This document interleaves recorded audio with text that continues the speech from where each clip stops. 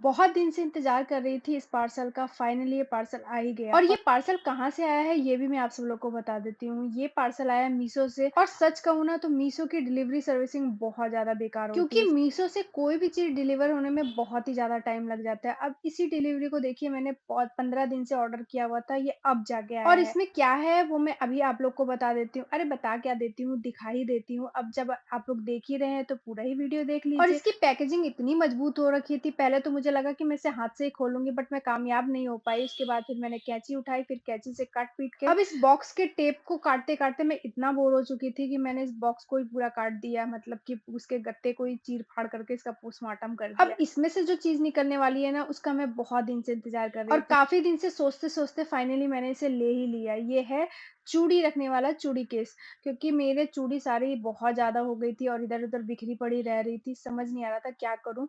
तो मैंने ये लिया चूड़ी केस, काफ़ी दिन से सोच रही थी मैं इसे लेने के लिए। पहले तो जैसे ही ये मेरे हाथ में आया मुझे बहुत ज़्यादा खुशी हुई कि फाइनली मेरे पास ये चीज़ आ ही गई। बट मैं जब इसका लॉक खोलने लगी तो पता चला इसका तो लॉक ही नहीं खुल रहा और इसका सिस्टम क्या था वो भी बिल्कुल नहीं समझ में आया। आधा घंटा कोशिश करने के बाद मैं नहीं खोल पाई तो मैंने हस्बैंड जी को दिया, जब उन्होंने भी कोशिश की तो वो भी नहीं खोल पाए। अब तो मेरा दिमाग घूमने लगा कि कहीं मुझे इसे वापस ना करना पड़े, क्योंकि इतने दिन के बाद तो ये आया था और अब ये फिर से वापस चला जाएगा तो मुझे बहुत ही ज़्यादा बुरा लगेगा। जब पतिदेव जी ने भी कोशिश की और ये लॉक नहीं खुल पाया, फिर मैंने एक बार और ट्राई किया, फिर आधा घंटा ट्राई करने के बाद इधर-उधर हाथ-पाँव मारने के बाद फाइनली ये खुल ही गया और समझ में आ गया कि इसे खुलना कैसे है।